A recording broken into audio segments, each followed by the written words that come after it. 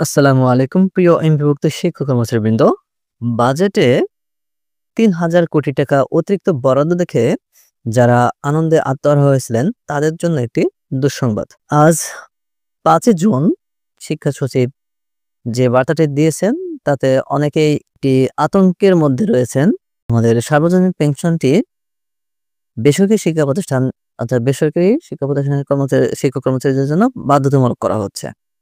আসলে এটি বাধ্যতামূলক করলে আমাদের কি লাভ, কি ক্ষতি বা আমাদের কি সুবিধা-অসুবিধা দেওয়া হবে? সে বিষয়টি নিয়ে আজকে বিস্তারিত আলোচনা থাকছে। তো ভিডিওটি মনোযোগ সহকারে দেখার জন্য অনুরোধ রইল। এর আগে যখন বিগত আওয়ামী লীগ সরকার এটি বাধ্যতামূলক করার জন্য মনস্থ করেছিল, তখন কিন্তু শিক্ষা প্রতিষ্ঠান থেকে এবং বিভিন্ন বিশ্ববিদ্যালয় থেকেও এটি বিষয়ে নারাজি দেওয়া হয়েছিল। অর্থাৎ তারা বিভিন্ন সভা-সমাবেশ করেছে এবং সংবাদ সম্মেলনও করেছেন যে এটি আমরা বাধ্যতামূলক চাই না। আর আমাদের এসবের দরকার নেই।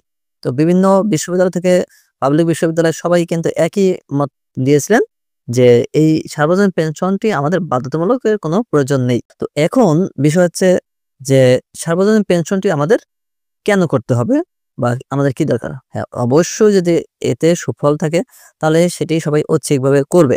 এটি করতে পারে। তো বিভিন্ন সুযোগ সুবিধা বৃদ্ধি করা হয়েছে, এটি আমরাও জানি।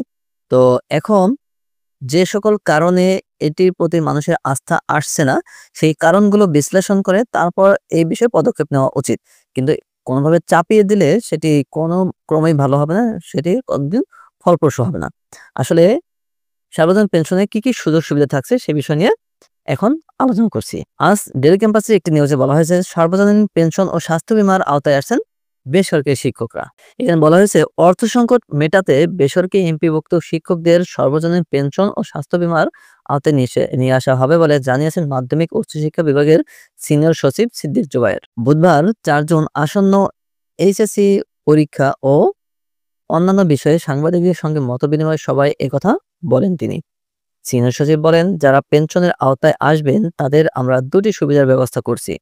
একটি হচ্ছে তিনি অবসরে যাওয়ার সঙ্গে সঙ্গে ৩০% নগদ পেয়ে যাবেন। কারণ অবসরের পর অনেকের অনেক কাজ থাকে, হজে যান, বাড়িঘরের কাজ করেন। প্রতি মাসে যে পেনশন পাবেন সেটা যাতে কোনো ক্রমে ৪০,০০০ টাকার কম না হয়।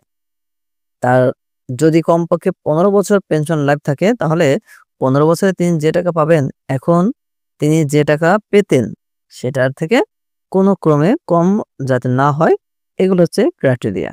এছাড়া আমরা অতিরিক্ত হিসেবে যে জিনিসটি দিচ্ছি সেটা হলো তাদের স্বাস্থ্য বীমার আওতায় নিয়ে আসা।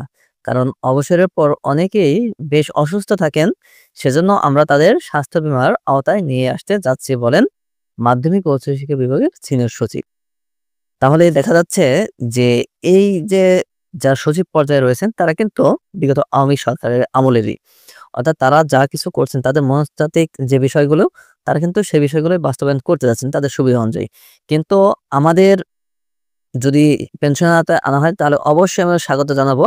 কিন্তু তার আগে আমাদের যে অতিরিক্ত ১০% কাটা হচ্ছে, সেই ১০% অবশ্যই কাটতে হবে এবং আমাদের বর্তমান যে অবসর কল্যাণ ট্রাস্ট রয়েছে, সেই অবসর কল্যাণ বন্ধ করে দিয়ে তারপরে এই বিষয়টি করতে হবে। অর্থাৎ সমন্বয় করতে হবে। অবসর কল্যাণ বন্ধ করে দিয়ে যদি সমন্বয় করা হয় তাহলে আমার মনে হয় যে এমপিভুক্ত শিক্ষক কর্মচারী যারা রয়েছেন তাদের কারোরই আপত্তি থাকবে না। কারণ অবসর কল্যাণ ট্রাস্টে আমরা যে টাকাগুলো রাখি সে টাকা কিন্তু কোনো হদিস আমরা পাই না এবং দেখছি যে হাজার কোটি টাকা সেখান থেকে গায়েব হয়ে যাচ্ছে। আর পরবর্তীতে সেই টাকা তোলার জন্য আমাদের ৪ বছর ৫ বছর অপেক্ষা করতে হয়। আর যে টাকা আমরা পাই তাতে কিন্তু আমাদের সেই আশানুরূপ টাকা আমরা পাই না। তো যদি এইটি আমাদের বীমার আওতায় এবং সার্বজনীন পেনশন আওতায় নিয়ে আসা হয় তাহলে অবশ্যই যে টাকা আমাদের ইতিমধ্যে জমা রয়েছে সেটি এনে এর সাথে সামঞ্জস্য করে পরবর্তীতে আমাদের অর্থাৎ আমাদের যে প্রিমিয়াম দেওয়া হবে সেটি কাটলে আমার মনে হয় কারো কোনো আপত্তি থাকবে না। তবে অবশ্যই আগে সেই ১০% কাটা আমাদের বন্ধ করতে হবে। কারণ এই ১০% কেটে তারপর যদি আমাদেরকে আবার অতিরিক্ত বীমার টাকা দিতে হয় তাহলে কিন্তু কখনোই সেটি ফলপ্রসূ হবে না বা কারোরই সেটি কোনো সুফল বয়ে আনবে না। কারণ এমপিভুক্ত শিক্ষক কর্মচারীদের বেতন এমনিতে কম থাকে। তাছাড়া তাদের বিভিন্ন বেতনের এগেইনস্টে অনেকেরই ঋণ নেওয়া রয়েছে। তো যে টাকা পায় সে টাকা দিয়ে কিন্তু সে তার সংসার চালানো হিমশিম খেয়ে যায়। কিন্তু তা থেকে কখনোই আমরা তবে যাই হোক শিক্ষা মন্ত্রণালয় কর্তৃপক্ষ যারা রয়েছেন তারা অবশ্যই বিষয়গুলো ভেবে দেখবেন এবং যারা বিভিন্ন সংগঠনে যুক্ত রয়েছেন অর্থাৎ শিক্ষক সংগঠনে তারা অবশ্যই এই বিষয়গুলো নিয়ে কথা বলবেন। কারণ আমাদের কিন্তু একসাথে ২টি প্রিমিয়াম দেওয়া কখনোই সম্ভব নয়। আমাদের যেকোনো একটি চালু রাখলে সেটি সবার জন্য ফলপ্রসূ হবে। সবাই ভালো থাকবেন, সুস্থ থাকবেন। আমন্ত্রণ রইল পরবর্তী ভিডিওর। আল্লাহ হাফেজ।